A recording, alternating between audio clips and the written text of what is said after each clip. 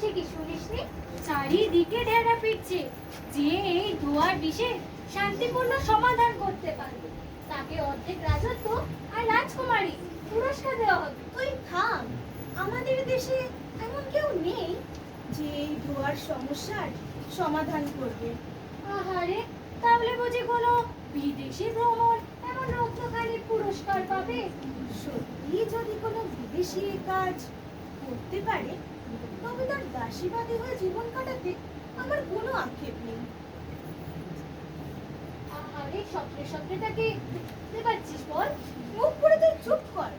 আমি বলছি যে ধোয়ার জন্য আমাদের প্রজাদের এত কষ্ট, আমার পিতার এত কষ্ট, তা যদি কোনো মহান মানুষ শান্তিতে সমাধান করতে পারে তবে আমি আমার এই নগণ্য জীবন তার কাছে উৎসর্গ করব।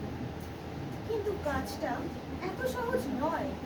অবুঝ দেশও কলকারখানাগুলো বন্ধ করবে না, এদিকে পিতাও যুক্ত করবেন না। এমন বড়তর সমস্যার সমাধানের আমি তো কোনো সম্ভাবনা দেখছি না। সখী, আমার কিন্তু মন বলছে খুব শিগগিরই এই সমস্যার সমাধান হবে, আর তা করবে আমাদের দেশেরই কেউ। তোর মুখে ফুলচন্দন করুক, এমনটি যদি সত্যি হয় তবে আমি তোকে আমার এই সাতনড়ি হার উপহার দেব। সাতনড়ি হার আমায় দিয়ে দিবি? তাহলে বিয়েতে কি দিয়ে সাজাবো তোকে? লীলা পালে